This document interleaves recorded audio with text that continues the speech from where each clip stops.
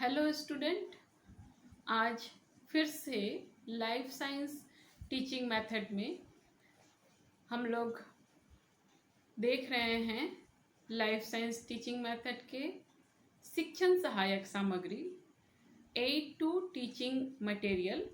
Teaching learning material एक शिक्षक के लिए, खास करके एक लाइफ साइंस के टीचर के लिए कितना महत्वपूर्ण है, कैसे महत्वपूर्ण है, टीचर इसके द्वारा किस तरह से बहुत ही अच्छे तरीके से क्लासरूम में पढ़ाएगा और इसका क्या क्या फ़ायदा स्टूडेंट्स को और एक टीचर को पढ़ाने के दौरान होंगे, इसके बारे में हम लोग आज देखेंगे। शिक्षक सहायक सामग्री, जो कि अगर हम लोग देखेंगे तो पाते हैं कि मानव की जो सभ्यता है वो विकास जैसे जैसे मानव का होता गया, उसके ज्ञान की सीमाएं भी उसी प्रकार से विस्तृत होती गई और जैसे जैसे विस्तृत होता गया उसी प्रकार से वो अपने आप को एक दूसरे के सामने प्रकट करने लगा। और प्रकट करने के लिए हम पाते हैं कि शुरुआती समय में एक मानव दूसरे मानव से संपर्क के लिए साइन लैंग्वेज से एक दूसरे से बात करता था और धीरे धीरे बोली के रूप में, भाषाओं के रूप में अपने आप को एक दूसरे के सामने प्रकट करने लगा। अगर शिक्षक के रूप में देखें तो हम पाएंगे कि शिक्षक अपनी बातों को प्रकट करने के लिए स्टूडेंट के समक्ष अनेकों प्रकार के कार्यों को करता है। बहुत बार शिक्षक, या फिर कहें पुराने समय से ही शिक्षक, अपनी बातों को स्टूडेंट के सामने में बोल करके रखता है, बताता है, या फिर अपनी भाषा के द्वारा स्टूडेंट्स को समझाने की कोशिश करता है। और देखा जाए तो बहुत बार शिक्षक अपनी बातों को समझाने के लिए बहुत सारे उपकरणों का इस्तेमाल भी करता है ताकि स्टूडेंट्स उस बात को बहुत ही अच्छे तरीके से सीख जाए और समझ जाए। इसके लिए शिक्षक बहुत सारी विधियों, बहुत सारे मशीन और बहुत सारे कम्युनिकेशन टेक्नोलॉजी का उपयोग करता है और इस कम्युनिकेशन टेक्नोलॉजी का उपयोग करके अपने शिक्षण को, टीचिंग को बहुत ही अच्छे से प्रभावशाली बनाने की कोशिश करता है। हम देखेंगे तो आज के ज़माने में, या कह सकते हैं कि 19वीं शताब्दी में जब औद्योगिक क्रांति हो गई है और औद्योगिक क्रांति होने के कारण अब शिक्षक वो भी बहुत ही ज़्यादा आधुनिक हो गए हैं और आधुनिकीकरण के इस समय में शिक्षक भी अनेकों मशीन और टेक्नोलॉजी का इस्तेमाल करता है। ये इस्तेमाल करने से फ़ायदा ये होता है कि जो भी बात शिक्षक बताने की कोशिश कर रहा है बच्चों को, वो बहुत ही अच्छे तरीके से, प्रभावशाली तरीके से बच्चों को बता पाता है, समझा पाता है। और ये समझाने से, इस तरह से बताने से बच्चे बहुत ही अच्छे तरीके से समझ पाते हैं, सीख पाते हैं, अपनी बातों को जान पाते हैं, बतला पाते हैं। बच्चे अच्छे तरीके से अपनी बातों को समझ पाते हैं। बच्चे बहुत ही अच्छे तरीके से पढ़ाई जाने वाली बात को सीख पाते हैं, समझ पाते हैं और बहुत ही लंबे समय तक इन बातों को याद रख पाते हैं। हम देखते हैं कि जब भी एक शिक्षक बहुत ही प्रभावशाली ढंग से बताता है तो वैसे शिक्षक अपने बच्चों, अपने छात्रों के सम्मुख अपने प्रभावशाली व्यक्तित्व को स्थापित कर पाते हैं और प्रभावशाली व्यक्तित्व को स्थापित करने के साथ साथ एक शिक्षक अपने बच्चों के सामने, उनके सामने एक अच्छा उदाहरण पेश करता है अपने व्यक्तित्व के लिए और इस व्यक्तित्व अच्छे शिक्षण कार्यों के द्वारा, प्रभावशाली प्रयोगात्मक या प्रदर्शन के द्वारा शिक्षक बच्चों के सामने एक अच्छे ज्ञान को रख पाता है और इस अच्छे ज्ञान को रख पाने के कारण से बच्चे के अंदर उस विषय से संबंधित रुचि उत्पन्न हो जाती है और अपनी आवश्यकता के अनुसार स्टूडेंट उस ज्ञान को बहुत ही लंबे समय तक के लिए याद रखता है, समझ पाता है और बहुत ही अच्छे तरीके से सीख पाता है। यहाँ पे जब भी सिखाने की बात आती है तो इस तरह से जब भी शिक्षण सहायक साधन का उपयोग शिक्षक अपने क्लासरूम के अंदर करता है तो ये शिक्षण साधन जिसको कि हम लोग क्लासरूम में उपयोग में आने वाली सामग्री कहते हैं एक शिक्षक के लिए, इसके माध्यम से शिक्षक बहुत बार अनेकों बार स्टूडेंट के सामने में अपनी कुशलताओं और प्रक्रियाओं को रखने की कोशिश करता है और छात्र उसके द्वारा बहुत सारी बातों को जान पाते हैं या उनमें भी छात्रों में भी विभिन्न कुशलताओं का आरंभ या कुशलताएं बढ़ पाती हैं। बहुत बार शिक्षक प्रयोग द्वारा बहुत सारी बातों को सिखाता है, जैसे बहुत सारे प्रयोगों को कराना, शैक्षणिक भ्रमण से बच्चों को प्रत्यक्ष रूप में प्रत्यक्ष बातों को सिखाना, फिल्म और टेलीविज़न के कार्यक्रमों के द्वारा बच्चे बहुत सारी बातों को बहुत ही आसानी तरीके से, बहुत ही प्रभावशाली तरीके से जान पाते हैं। शिक्षण सहायक सामग्री जो एक शिक्षक के हाथ में एक ऐसा औजार है जिससे वो अपने शिक्षण को बहुत ही ज़्यादा प्रभावशाली बनाता है, बहुत ही ज़्यादा इफ़ेक्टिव बनाता है। और यही शिक्षण साधन टीचिंग लर्निंग मटेरियल टीचर के हाथ में एक इंस्ट्रूमेंट के समान होता है जिससे वो अपनी टीचिंग को बहुत ही इजी वे में स्टूडेंट के सामने प्रस्तुत कर पाता है। अब अगर हम इस विभिन्न प्रकार के शिक्षण साधनों को देखेंगे तो ये शिक्षण साधन 3 प्रकार के भागों में बांटा गया है। ये 3 प्रकार के जो भाग हैं इसको एडगर डेल ने 3 भागों में बांटा है। ये 3 भाग इस तरह से हैं। पहला है श्रव्य शिक्षण साधन ऑडियो एड्स, दूसरा है विजुअल एड्स दृश्य शिक्षण साधन और तीसरा है ऑडियो विजुअल एड्स दृश्य श्रव्य साधन। तो हम लोग इन तीनों की प्रकृति को और उसमें कौन कौन से इंस्ट्रूमेंट आते हैं जिससे कि एक शिक्षक अपने शिक्षण को बहुत ही प्रभावशाली ढंग से स्टूडेंट के सामने प्रकट कर पाता है, इसके बारे में हम लोग देखेंगे।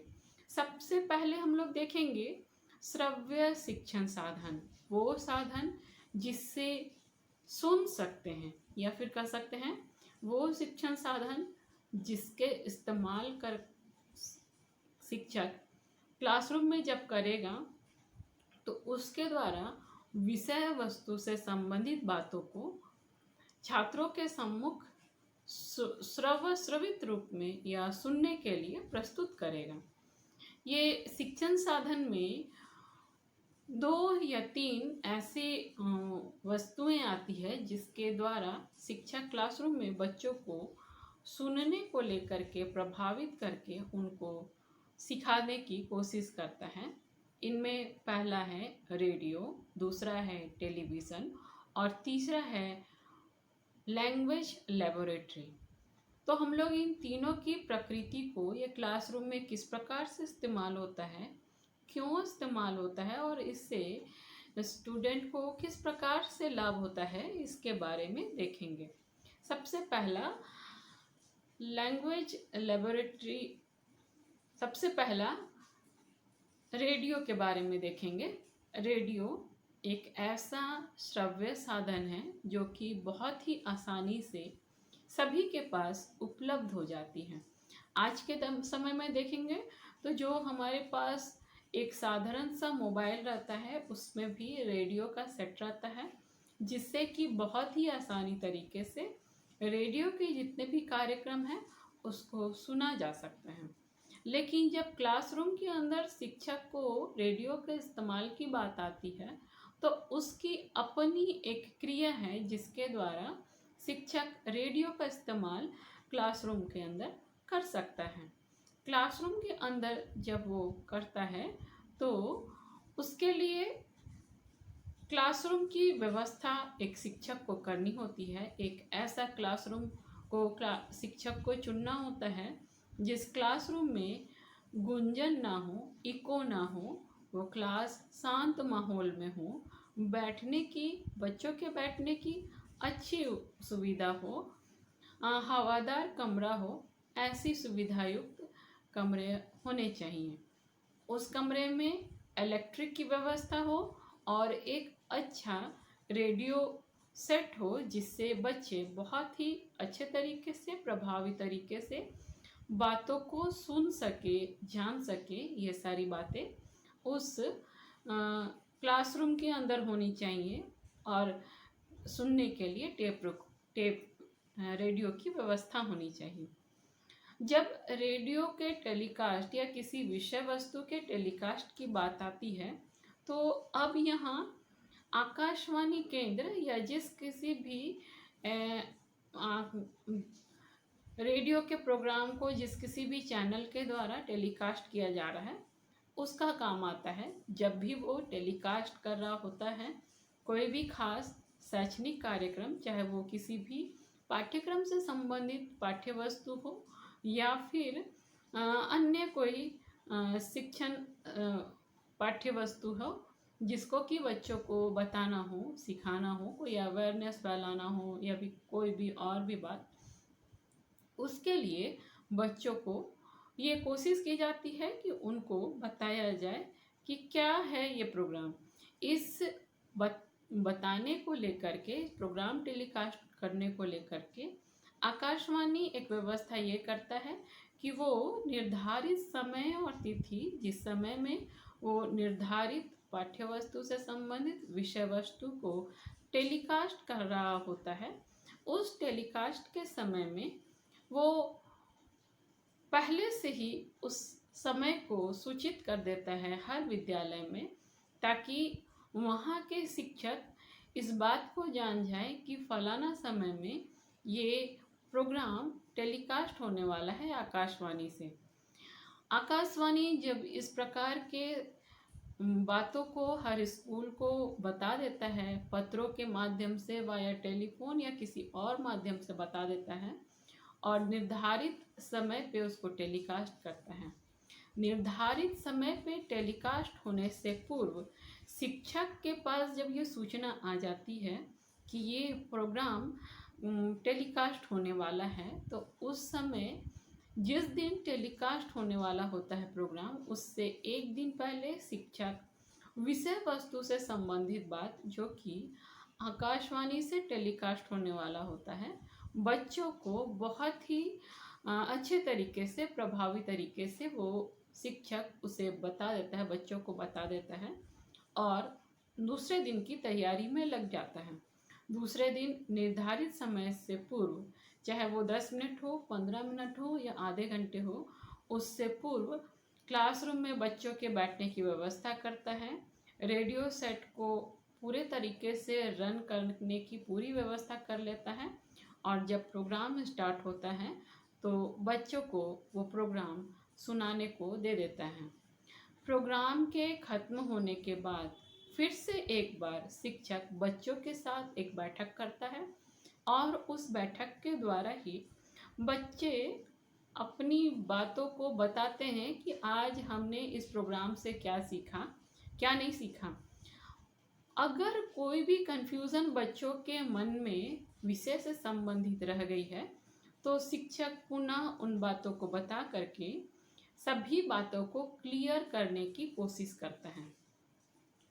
इस तरह से रेडियो प्रोग्राम क्लासरूम के अंदर एक शिक्षक टेलीकास्ट करने का या रन करने की कोशिश करता है और अच्छे तरीके से रन भी करता है।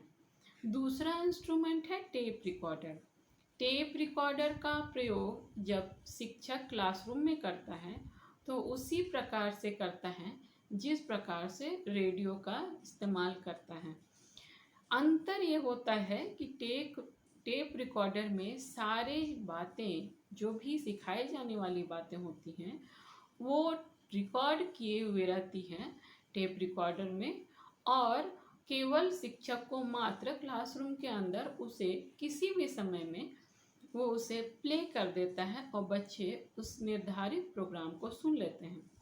टेप रिकॉर्डर में खास करके उन विषयों को सुनाया जाता है जो कि बच्चों के लिए आसानी से उपलब्ध नहीं हो, जैसे कि किसी खास चिड़ियों की बोली, जानवरों की बोली, जंगलों के आवाज़ आदि जैसे ध्वनियाँ, और साथ ही साथ उन महान व्यक्तियों के भाषण जो कि बच्चों के लिए बहुत ही ज़्यादा प्रेरणादायी सिद्ध हो, ऐसे भाषण को शिक्षक क्लासरूम में टेप रिकॉर्डर के माध्यम से सुनाता है। तीसरा है लैंग्वेज लेबोरेटरी। लैंग्वेज लेबोरेटरी, इसमें भी बच्चे सुन करके अपने अंदर जो भी परेशानी और समस्याएं हैं उसका निवारण करने के लिए ये टेप लैंग्वेज लेबोरेटरी बहुत ही ज़्यादा उपयोगी है। लैंग्वेज लेबोरेटरी का उपयोग खास करके उन बच्चों के लिए आवश्यक है जिन बच्चों में सुनने की समस्या होती है या बोलने और सुनने की समस्या होती है। जैसे कुछ बच्चे तुतला के बोलते हैं, कारण तुतला के बोलना या किसी खास अक्षर या शब्द को गलत तरीके से उच्चारण करने की समस्या जब बच्चे में आती है, जैसे र को ल बोलना और त को ठ बोलना, ऐसी बातें जो आती हैं बच्चों में। यहाँ पे जब इस तरह की बातें बच्चों में आती हैं तो बच्चों को ये बातों का या उच्चारण के स्पष्टीकरण के लिए लैंग्वेज लेबोरेटरी बहुत ही सहायक सिद्ध होते हैं। लैंग्वेज लेबोरेटरी के द्वारा ये जो बातें आती हैं उसमें बच्चों को ये बताया जाता है, उन्हें उन्हीं की बात को सुना करके या किसी और की बातों को सुना करके ये बताया जाता है कि आपके उच्चारण में वस्तुतः कहाँ गलती हो रही है और इस गलती के कारण से आप किस तरह से उच्चारण कर रहे हैं। और जब उनको इस तरह से उच्चारण की बातें बता दी जाती हैं तब बच्चे अपने गलतियों को सुधार करके फिर से एक नए लैंग्वेज की ओर जाते हैं, एक नए शब्द को सीख पाते हैं। यहाँ पे बच्चों के लिए लैंग्वेज लेबोरेटरी बहुत ही ज़्यादा लाभकारी सिद्ध होता है। अब हम लोग आते हैं दूसरे साधन में, जो है दृश्य साधन। दृश्य साधन में अनेकों शिक्षण सहायक साधन, टीचिंग एड आते हैं जो कि एक शिक्षक के लिए बहुत ही ज़्यादा लाभकारी सिद्ध होते हैं। अगर हम देखें तो ये दृश्य साधन को दो भागों में बांट सकते हैं, प्रोजेक्ट साधन एंड नॉन प्रोजेक्ट साधन, या इसको हम लोग कह सकते हैं modern technology medium and non model technology medium. Non model technology medium या नॉन प्रोजेक्टेड साधन वो ऐसे साधन हैं जिसमें कि इलेक्ट्रिक की कोई व्यवस्था नहीं होती है। इलेक्ट्रिक की व्यवस्था के समय के लिए अलग से साधन होते हैं जिसे कहते हैं प्रोजेक्ट साधन या आधुनिक साधन, मॉडर्न टेक्नोलॉजी। यहाँ नॉन प्रोजेक्ट साधन में वैसे साधन आते हैं जिसको कि एक शिक्षक या छात्र मात्र देख करके उसका उपयोग करके अपने शिक्षण को या सीखने को प्रभावशाली बना सकते हैं। ये नॉन प्रोजेक्टेड साधन या ओल्ड मीडियम टेक्नोलॉजी इस प्रकार से हैं इसको 2 या 3 भागों में बड़ी आसानी से बांट करके समझा जा सकता है। पहला है ग्राफिक्स, दूसरा है डिस्प्ले बोर्ड और तीसरा है 3D साधन। पहले हम लोग बात करेंगे ग्राफिक्स की। ग्राफिक्स कहने से वो शिक्षण सहायक साधन जिसमें पिक्चरों को या फिर प्रिंटेड बातों को एक चित्र के माध्यम से वस्तु के एक आकृति के माध्यम से बच्चों को दिखाने की कोशिश की जाती है। इसमें बहुत सारे वस्तुएं आती हैं, जैसे है चार्ट, डायग्राम, मानचित्र, graph, photo, picture, flash card, poster आदि। यहाँ पे चार्ट उसे कहा जा रहा है जब शिक्षक अपने हाथ से या बाजार से बना बनाया किसी एक वस्तु या किसी एक कॉन्सेप्ट पे जब कोई पिक्चर या आकृति उकेरा रहता है, चाहे वो शिक्षक के द्वारा बनाया गया हो, चाहे वो बाजार से लेकर के आया हो। ये चार्ट होते हैं जिसका प्रदर्शन शिक्षक क्लासरूम के अंदर में बहुत ही प्रभावशाली तरीके से करता है। दूसरा है डायग्राम। शिक्षक ही बहुत बार कागज में अपने हाथों से कोई ड्राइंग बनाता है। खास करके विज्ञान शिक्षक एक डायग्राम बनाता है और उस डायग्राम को लेबलिंग करता है और बच्चों के सामने प्रस्तुत करता है। बहुत बार ये सारी बातें बने बनाए रूप में बाजार में उपलब्ध रहते हैं, जिसको कि शिक्षक क्लासरूम के अंदर ला करके अपने शिक्षण को प्रभावशाली रूप में बता पाते हैं।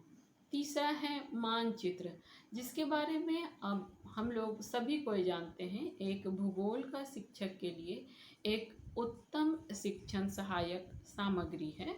ये जो मानचित्र है जिसका प्रयोग बहुत बार भूगोल के अलावा विज्ञान के शिक्षक भी बताने के लिए करते हैं कि कहाँ किस प्रकार के जंगल है, किस क्षेत्र में endemic animal and forest animal मिलते हैं, किस प्रकार के फॉरेस्ट किस एरिया मिलते हैं। इस प्रकार के मानचित्रों के द्वारा शिक्षक क्लासरूम में इंटरटेन करने का, बच्चों को बताने की कोशिश करते हैं। चौथा है ग्राफ। छद्मनुमी आकृति के द्वारा शिक्षक अपनी बातों को बताने की कोशिश करता है। ये छद्मनुमा आकृति का जो चित्र क्लास के अंदर शिक्षक लेके आता है, ये छद्मनुमा आकृति अधिकतर कंपैरिजन करने के लिए 2, 4 या 6 विषय वस्तु से कंपैरिजन करते हुए ये दिखाया जाता है। इसका उपयोग भी शिक्षक क्लासरूम के अंदर बड़े ही अच्छे रूप में करता है। फोटो का उपयोग भी शिक्षक क्लासरूम के अंदर बहुत ही अच्छे से प्रभावशाली रूप से करता है। आगे है पिक्चर। बहुत सारे पिक्चर जो कि किसी आकृति का हो, किसी एनिमल का हो, चाहे किसी अंग का हो, ये सारे पिक्चर के द्वारा शिक्षक क्लासरूम के अंदर प्रस्तुत करने की कोशिश करते हैं। आगे है पोस्टर। पोस्टर में जब शिक्षक एक बड़े से कागज में या एक बड़े से पर्दे में एक बार में 2 या 3 विषय वस्तु को प्रस्तुत करने की कोशिश करता प्रभावशाली तरीके से, तो इसको पोस्टर कहते हैं। इन सभी वस्तुओं का प्रयोग शिक्षक अपने क्लासरूम को बहुत ही अधिक प्रभावशाली रूप में बनाने के लिए करता है। दूसरा है डिस्प्ले बोर्ड। डिस्प्ले बोर्ड में आते हैं black board, panel board, bulletin board, चुंबकीय बोर्ड, पेग बोर्ड। सबसे पहले हम लोग बात करते हैं ब्लैक बोर्ड। एक शिक्षक के हाथ में सबसे अच्छा शिक्षण साधन के रूप में ब्लैक बोर्ड है। इसके बगैर शिक्षक क्लासरूम में पंगु के समान है, वो कोई भी काम बिना ब्लैक बोर्ड के नहीं कर सकता है। जब ये काम ब्लैक बोर्ड के द्वारा करता है तो क्लास के अंदर वो अनेकों बातों को प्रभावी रूप से बताने के लिए, खास बातों को बच्चों को बताने के लिए, ताकि बच्चे उस विषय को याद रख सके, ये बताने के लिए करता है। ब्लैक बोर्ड का निर्माण इस्तेमाल। ब्लैक बोर्ड बहुत बार ग्रीन बोर्ड भी रहते हैं या वाइट बोर्ड भी रहते हैं, जिसका उपयोग शिक्षक खास वस्तुओं को हाईलाइट करने के लिए इस्तेमाल करता है। दूसरा है पैनल बोर्ड। पैनल बोर्ड एक कपड़े के ऊपर बोर्ड बनाया रहता है।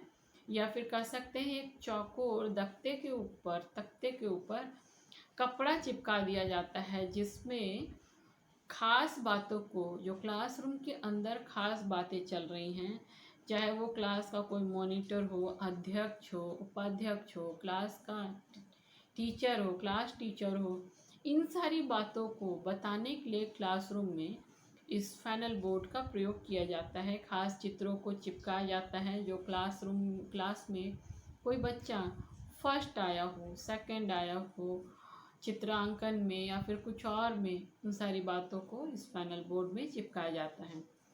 उसी तरह से है बुलेटिन बोर्ड। बुलेटिन बोर्ड का भी उपयोग इसी तरह से है कि कुछ खास बातों को उस बोर्ड में चिपकाया रहता है। चुंबकीय बोर्ड, ये भी पैनल बोर्ड के समान है। अंतर इसमें यह है कि इसमें चुंबक का प्रयोग किया गया है ताकि कागजों को पीछे लगे लोहे में चुंबक के द्वारा, लोहे के प्लेट में जो कि किसी अलग रंग से रंग करके उसको हाईलाइट किया गया है, उसमें कागज को या खास बातों को जो चुंबक के द्वारा उसमें चिपक सके, इसका उपयोग किया गया है। अगला आता है 3D साधन, जिसको कहते हैं त्रिमितीय मॉडल।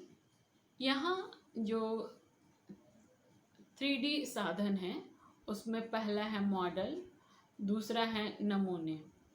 मॉडल एक ऐसा शिक्षण सहायक सामग्री है जिसके चारों फेस को बड़े ही अच्छे तरीके से देख सकते हैं, सीख सकते हैं। जैसे कि ये एक बक्सा है, इस बक्से के चारों फेस को हम लोग एक बार में देख पाते हैं। ये जिस प्रकार से देख पा रहे हैं, ठीक इसी प्रकार से किसी भी मॉडल को एक बार में चारों फेस से देख सकते हैं, जैसे वो ओरिजिनल वस्तु हैं। जैसे कि मनुष्य का मस्तिष्क, मनुष्य का आँख, कान, वो प्रारूप जो कि बहुत ही बड़े हैं और क्लासरूम में नहीं लाया जा सकता है। जैसे रेल के डिब्बे हैं, ताजमहल हैं, ये सबको क्लास के अंदर ओरिजिनल रूप में नहीं लाया जा सकता है। मस्तिष्क भी उनमें से एक है। आँख, मानव कान का जो मॉडल है वो नहीं लाया जा सकता है ओरिजिनल रूप में क्लासरूम के अंदर। इसलिए मॉडल के रूप में लाया जाता है ताकि छात्र उस विषय वस्तु को उस मॉडल के द्वारा प्रत्यक्ष रूप में उसकी जानकारी हासिल कर सके। उसी प्रकार से नमूने हैं। नमूने भी एक तरह से कहें मॉडल है जो कि दिखाए जाने वाली बातों का प्रत्यक्ष रूप में प्रस्तुतिकरण बच्चों के सामने कर रहा होता है। ये तो हो गया नॉन प्रोजेक्टेड साधन या ओल्ड मेड ऑफ टेक्नोलॉजी। अब हम लोग बात करते हैं प्रोजेक्टेड मटेरियल या मॉडर्न मटेरियल। इसमें वो सारे उपकरण आते हैं जो कि मशीनों से या इलेक्ट्रिक सप्लाई के द्वारा चल पाते हैं। इनमें से है film strip projector, film strip, slide projector, overhead projector, video और CCTV। यहाँ पे जो ये मशीन संचालित साधन है, मशीन ऑपरेटेड डिवाइसेस हैं, इसमें ये इस प्रकार से काम करते हैं। स्लाइड, किसी भी पिक्चर का एक ट्रांसपेरेंसीज वस्तु में, ट्रांसपेरेंसीज कहने का अर्थ आर पार दिखने वाले वस्तु में वो पिक्चर उकेर दी जाती है, उस पिक्चर के बातों को लगा दिया जाता है। ऐसे करके बहुत सारे स्लाइड्स का निर्माण कर दिया जाता है, स्ट्रिप्स का निर्माण कर दिया जाता है। क्लासरूम के अंदर जब भी शिक्षक इस फिल्म स्ट्रिप को प्रोजेक्ट करना होता है तो उसके लिए शिक्षक फिल्म स्ट्रिप प्रोजेक्टर का उपयोग करता है। बताते चलूँ कि प्रोजेक्टर, इसका अर्थ होता है कहीं भी किसी भी दीवार में प्रोजेक्ट करने वाली वस्तुएं। शिक्षक इन प्रोजेक्ट को इन वस्तुओं को क्लासरूम के किसी सफ़ेद समतल दीवार पे प्रोजेक्ट करके अपनी बातों को शिक्षक को बच्चों के सामने रखता है।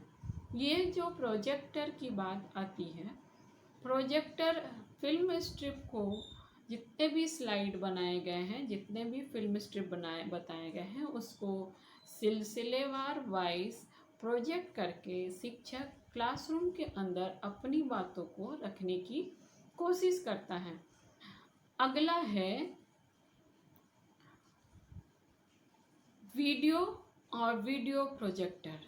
वीडियो हम लोग जानते हैं आज के समय में फिल्म मूवी बनती है और मूवी को वीडियो के रूप में चलित रूप में या रनिंग मोड में चलाने की बात आती है और इसे चलाने के लिए वीडियो प्रोजेक्टर का इस्तेमाल किया जाता है। वीडियो प्रोजेक्टर जो है हर वीडियो को, जिसमें कि एक एक कोने में एक एक स्ट्रिप में अनेकों पिक्चर रहते हैं, एक एक स्ट्रिप में एक एक पिक्चर आते हैं और एक वीडियो में अनेकों पिक्चर रहते हैं, इसको वीडियो प्रोजेक्टर रनिंग मोड में चलाता है। रनिंग मोड में चलाने के कारण से ये 320 पिक्चर को एक साथ रनिंग मोड पे चलाता है, जिसके कारण से वीडियो प्रोजेक्टर में जब भी कोई भी चित्र प्रोजेक्ट किया जाता है तो वो चलता हुआ नज़र आता है या रनिंग मोड में नज़र आता है। और जब भी ये वीडियो प्रोजेक्टर रन किया जाता है तो इसमें कोई भी साउंड नहीं रहता है, केवल वीडियो प्रोजेक्टर का इस्तेमाल किया जाता है। इसका इस्तेमाल जब शिक्षक करता है तो शिक्षक वीडियो को प्रोजेक्ट कर देता है और बताए जाने वाली बातों को अपने लेक्चर के माध्यम से बताते जाता है। अब आते हैं ओवरहेड प्रोजेक्टर में। ओवरहेड प्रोजेक्टर का नाम इसलिए पड़ा है, ये शिक्षक के ठीक सिर के ऊपर प्रदर्शित करती है जो शिक्षक पढ़ा रहा होता है।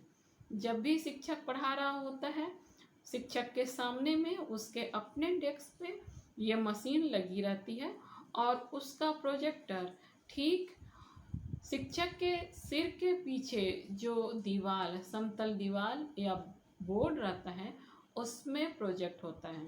जो सामने मशीन रहती है, उस मशीन में शिक्षक अपना काम करता रहता है।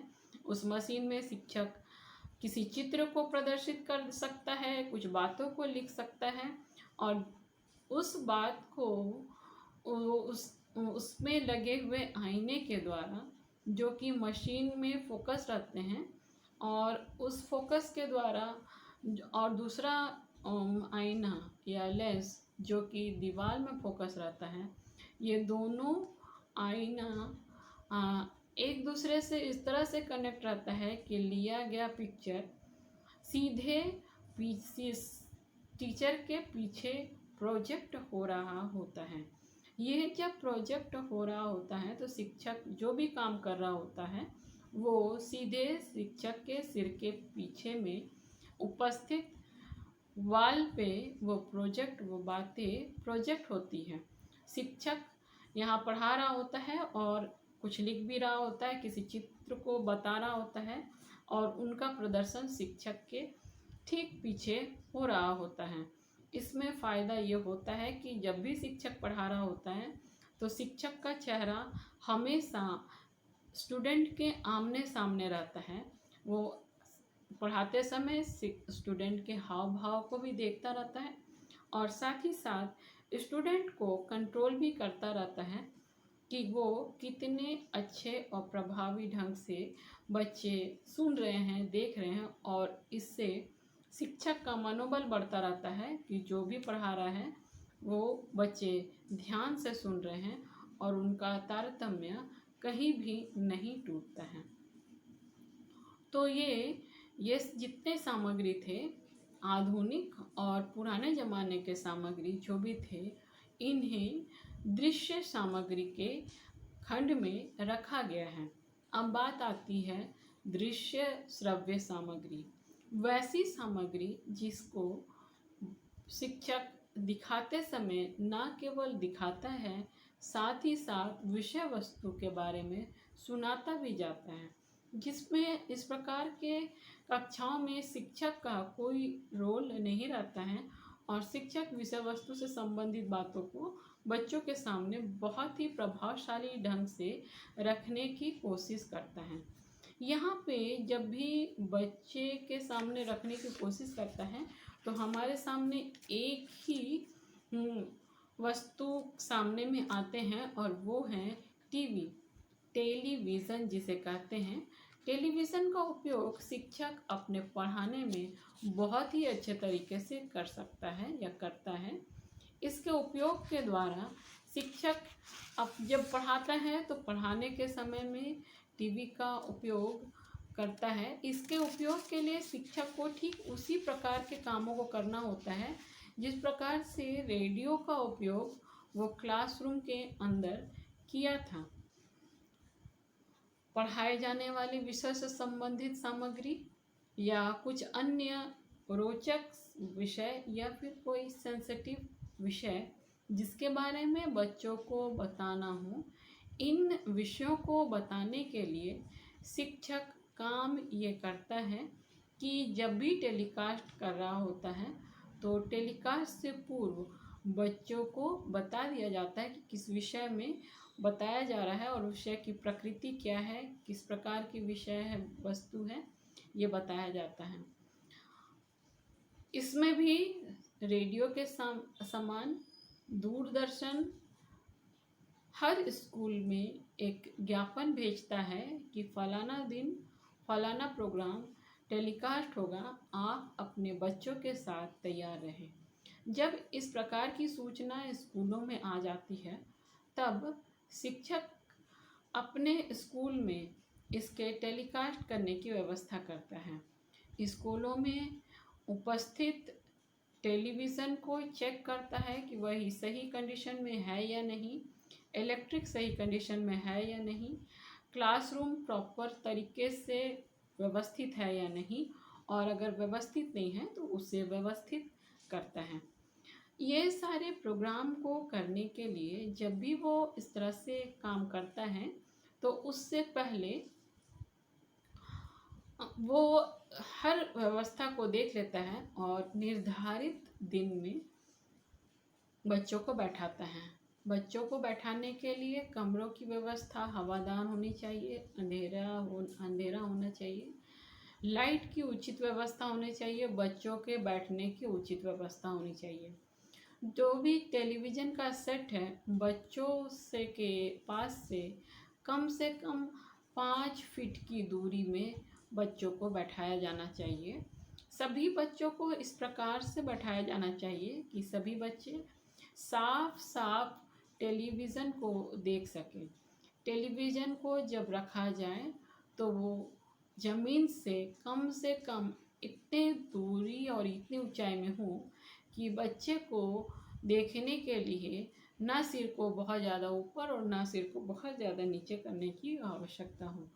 उसके आँखों के सामने बराबर के मुद्रा में लगी हुई होनी चाहिए।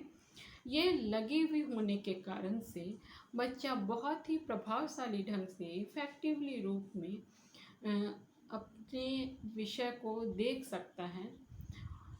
निर्धारित समय में बच्चों को बैठा देना चाहिए और प्रोग्राम को रन कराना चाहिए। प्रोग्राम के बाद ठीक वैसे ही जिस प्रकार से रेडियो में कार्य किया गया था, रेडियो में प्रोग्राम खत्म होने के बाद बच्चों से ये पूछा जाना चाहिए क्या बताया गया था, इससे आप क्या सीखे, क्यों बताया जा रहा था, किस लिए बताया जा रहा था, और बच्चे के साथ में विषय से संबंधित कोई भी कन्फ्यूज़न हो तो शिक्षक उसका निवारण करने के लिए तत्पर रहें। यहाँ इस तरह के काम से बच्चा बहुत ही संतुष्ट होता है और जो भी प्रोग्राम बच्चों को दिखाया जा रहा होता है वो बच्चे के लिए बहुत ही प्रभावशाली होता है। इसको ये देख सकते हैं, इस रूप में देख सकते हैं कि बहुत सारे बच्चे इसमें जो भी वस्तुएं दिखाई जा रही हों उसको अपनी आँखों से देखने पे उन्हें प्रत्यक्ष रूप से ज्ञान होने में मदद मिलती है।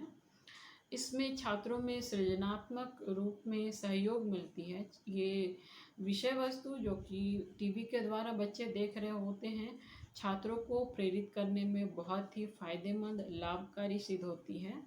बच्चे जो हैं वो जो भी वस्तुएं कठिनाई से उपलब्ध हुई हैं वो बच्चे बहुत ही अच्छे तरीके से सीख पाती हैं, और बच्चों के सामने खास करके उन बातों को रख दी जाती है जो कि इजीली उनके सामने उपस्थित नहीं हो पा रही हैं, नहीं आ पा रहे हैं, वो नहीं जान पा रहे हैं। इस तरह के प्रोग्राम से बच्चों को अधिकतर उच्च स्तरीय या बहुत ही अच्छी जानकारी या हाई क्वालिटी नॉलेज उनको दे दी जाती है।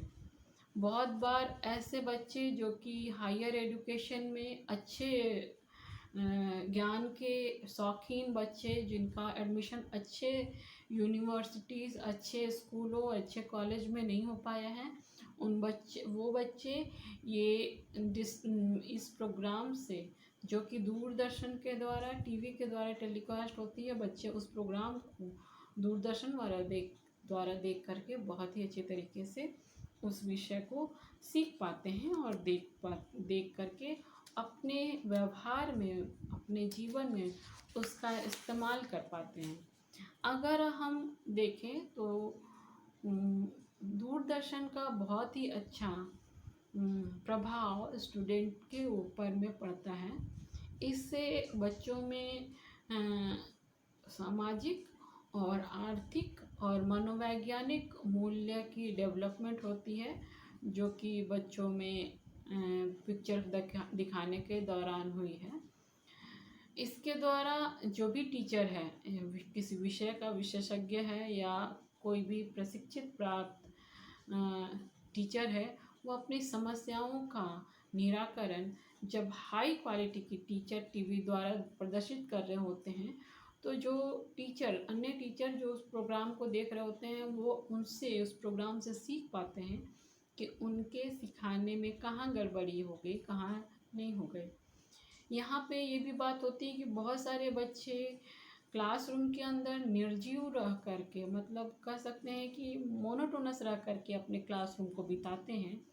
ये दूरदर्शन के द्वारा देखने के द्वारा बच्चे उसे बहुत ही प्रभावशाली ढंग से देखते हैं, सीखते हैं और जानने की कोशिश करते हैं, या फिर कह सकते हैं जानने में वो अपनी सहायता करते हैं। इसके अलावा बहुत अनेकों शिक्षण सहायक सामग्री है आधुनिक मोड में, जैसे है सैटेलाइट इंस्ट्रक्शनल मटेरियल, उपग्रह शैक्षणिक दूरदर्शन प्रयोग, जिसमें कि टेलीकास्ट जो होता है उपग्रह के द्वारा होता है। अभी हम लोग जितने भी टीवी में प्रोग्राम देखते हैं, वो सारे प्रोग्राम इसी उपग्रह के द्वारा हमारे सामने संभव होता है। ये उपग्रह जो है पृथ्वी के चारों ओर 300 डिग्री पे घूमते रहता है, 360 डिग्री पे घूमता रहता है। कहने का अर्थ है कि अगर पृथ्वी का पोजीशन ये है और पृथ्वी से कोई भी उपग्रह छोड़ दिया गया अंतरिक्ष में, तो वो अंतरिक्ष में जाके सेटल हो गया, और जिस प्रकार से पृथ्वी अपने केंद्र पे 360 डिग्री पे घूम रहा है, उसी प्रकार से उपग्रह उस 360 डिग्री के चारों ओर घूमता जा रहा है। तो इससे ये फ़ायदा होता है कि जो भी सैटेलाइट जिस क्षेत्र के लिए प्रोजेक्ट कर दिया गया है और वो अंतरिक्ष में जाकर के वहीं पे प्रोजेक्ट हो गया है, तो उस खास एरिया में वो अपने बातों को, अपने टेलीकास्ट को, अपने कम्युनिकेशन करने के लिए जो भी बात को टेलीकास्ट अंतरिक्ष द्वारा किया जा रहा है, वहाँ से वो टेलीकास्ट उसी एरिया के लिए कर पाता है। हमारे पास पृथ्वी में जितने भी छोटे छोटे एंटीना रहते हैं, चाहे वो डिश टीवी के एंटीना हो, एयरटेल के एंटीना हो, चाहे टाटा स्काई के एंटीना हो, जो छतरी नुमा एंटीना होता है, वो उस उपग्रह से निकलने वाले कम्युनिकेशन रे को कैच करके अपने अपने टीवी सेट पे टेलीकास्ट करते हैं। तो ये शैक्षिक उपग्रह का काम रहता है कि वो शैक्षिक एडुकेशनल नॉलेज को, एडुकेशनल बातों को उसके द्वारा टेलीकास्ट करे। इसके साथ साथ कंप्यूटर का भी उपयोग एक शिक्षक क्लासरूम के अंदर करता है। कंप्यूटर में इंटरनेट, ईमेल जैसे व्यवस्था होती है जिसका उपयोग शिक्षक क्लासरूम के अंदर करता है और अपने बच्चों को बहुत ही प्रभावशाली रूप में बताने की कोशिश करता है। यहाँ पे जब शिक्षक इन सब सहायक सामग्रियों का उपयोग कर रहा होता है तो ये शिक्षण सहायक सामग्री शिक्षण में एक शिक्षक के लिए बहुत ही मददगार साबित होता है, बहुत ही सहायक साबित होता है। और इसके द्वारा एक शिक्षक बहुत ही प्रभावशाली ढंग से स्टूडेंट्स को अपनी बातों को बहुत ही फोकसली, बहुत ही इफ़ेक्टिवली स्टूडेंट को बता पाता है। अगर हम देखेंगे तो इसके द्वारा टीचर बच्चों में उनके अमूर्त विचार या कह सकते हैं उनके थिंकिंग पावर को बढ़ा देता है। हर कॉन्सेप्ट, हर प्रक्रिया की जानकारी शिक्षण सहायक सामग्री के द्वारा शिक्षक बच्चों को बहुत ही अच्छे तरीके से दे पाता है। बच्चों में इसके द्वारा एक अच्छे एटीट्यूड का डेवलपमेंट होता है और बच्चे में व्यवहार का परिवर्तन बहुत ही आसानी से हो जाता है। बहुत बार इस शिक्षण सहायक सामग्री के द्वारा जब स्टूडेंट के सामने कोई भी टॉपिक या कोई भी कॉन्सेप्ट जो कठिन होते हैं, शिक्षक सहायक सामग्री के द्वारा बच्चे उस विषय वस्तु को बड़े ही आसानी से और बड़े ही प्रभावशाली तरीके से सीख पाते हैं, जान पाते हैं और बहुत ही अच्छे तरीके से अपने लाइफ में अब्जॉर्ब कर पाते हैं और उसको देख पाते हैं। जैसे कि अगर किसी भोजन निर्माण की प्रक्रिया के बारे में, फोटोसिंथेसिस के बारे में टीचर क्लासरूम में बता रहा है, तो इस घटना, इस प्रक्रिया, इस टर्म इन कंडीशन को जब टीचर एक प्रयोग के द्वारा, किसी चार्ट के द्वारा, किसी परिस्थिति के द्वारा क्लासरूम के सामने, बच्चों के सामने प्रकट करता है पढ़ाने के दौरान, तो ये बड़ा ही रोचक रूप ले लेता है और इस रोचक रूप ले लेने के कारण से शिक्षक बहुत ही अच्छे तरीके से पढ़ाता है और दूसरी बात है कि स्टूडेंट भी रोचकता के कारण विषय वस्तु को बहुत ही अच्छे तरीके से याद कर लेते हैं। अगली बात यह है कि जब भी शिक्षक टीचिंग एड का उपयोग क्लासरूम के अंदर कर रहा होता है तो वो बहुत ही कम समय में, बहुत ही शॉर्ट टाइम में बहुत ही ज़्यादा नॉलेज स्टूडेंट को दे देता है और छात्र उसे, उस दिए गए नॉलेज को बहुत ही लंबे समय तक याद रखती है। इस सामग्री, शिक्षण सहायक सामग्री से बहुत ज़्यादा समय का बचत होता है और शिक्षक बहुत ही प्रभावशाली रूप में अपनी बात को दे देता है। अगर हम देखें तो जब टीचर लेक्चर मेथड से स्टूडेंट को बता रहा होता है तो बहुत बार स्टूडेंट उस लेक्चर में कहीं खो से जाते हैं या भूल जाते हैं, या बहुत बार ऐसा होता है कि बैठे बैठे उनमें ऊँघ आ जाती है, वो बोर हो जाते हैं। बहुत बार बच्चे शिक्षक की बात ना सुन करके कुछ और ही बात सोचने लगते हैं, जैसे ऐसा लगता है कि बच्चा क्लासरूम में बैठ करके कहीं और घूम रहा है या कहीं और बातें कर रहा है। ऐसी भी परिस्थितियां देखने में आती हैं। जब इस तरह की परिस्थितियां देखने में आती हैं तो एक तरह से समझा जा सकता है कि शिक्षक जो काम क्लासरूम के अंदर कर रहा है वो बहुत ही बेकार है और उसका कोई भी फल नहीं निकलने वाला है। इसके बजाय जब एक शिक्षक पढ़ा रहा हो एक शिक्षण सहायक सामग्री से, किसी प्रयोग से, किसी वस्तु के प्रदर्शन से, तो इस तरह के प्रदर्शन से फ़ायदा ये होता है कि बच्चा सक्रिय रूप से क्लास के शुरू से क्लास के अंत तक सक्रिय रूप से वो अपने शिक्षक की बातों को सुन रहा होता है। सुनने से एक फ़ायदा ये होता है कि अधिक से अधिक बातों को बच्चा सुन करके ही याद कर लेता है। शिक्षक इन सहायक सामग्री से बच्चों को अपनी ओर आकर्षित करने की कोशिश करता है और उसकी मानसिक क्रियाओं को उत्तेजित करता है। शिक्षण सहायक सामग्री से एक फ़ायदा ये भी होता है कि टीचर पूरी तरह से क्लास में उपस्थित मोनोटोनस को, निष्क्रियता को समाप्त कर देता है। और जब शिक्षक बहुत सारे प्रयोग, बहुत सारे प्रदर्शन करके कोशिश करता है, तो वो स्टूडेंट के लिए फ़ायदेमंद होता है। बहुत सारी बातों में बहुत बार जब शिक्षक किसी इतिहास या किसी बातों को प्रदर्शन के द्वारा दिखा रहा होता है, जैसे अगर लाल किला में, जब हम जानते हैं कि लाल किला जो महाराज बनाए थे, वो महाराज के बनाने के पीछे उद्देश्य क्या था, अलग अलग पोर्शन का क्या उद्देश्य था, इसका जब प्रदर्शन चित्रों के माध्यम से एक इतिहास का शिक्षक करता है, तो उसके द्वारा बच्चे बहुत ही इफ़ेक्टिवली सीख पाते हैं, जान पाते हैं। अगर देखा जाए तो कुछ और रूप में भी, अगर विज्ञान का शिक्षक है तो विज्ञान बहुत सारी बातों को चित्रों के माध्यम से दिखाता है, उसके प्रदर्शन के माध्यम से दिखाता है, तो बच्चा सीख पाता है। चाहे वो हेलीकॉप्टर के आविष्कार का हो, चाहे मानव निर्माण का हो, एक बेबी के डेवलपमेंट का हो, एक अंडे से चिड़िए का निकलने का हो, इन सारी बातों को जब पिक्चरों के द्वारा शिक्षक क्लासरूम के अंदर प्रदर्शित करता है, तो वो बहुत ही सहायक होता है। शिक्षण सहायक सामग्री के द्वारा उस विषय वस्तु को भी शिक्षक बहुत ही इफेक्टिवली बता पाता है, जो कि बहुत ही कंट्रोवर्सी हो, बहुत ही विवादग्रस्त हो। और जब वो उसको शिक्षण सहायक सामग्री के द्वारा बताता है, तो शिक्षक कम शब्द में बहुत सारी बातों को बता करके आसानी से निकल जाता है, और कोई भी बच्चा उस ज्ञान के हर पहलू से अछूता नहीं रहता है। सारी बातों को एक स्टूडेंट बहुत ही अच्छे तरीके से सीख लेता है और जान लेता है।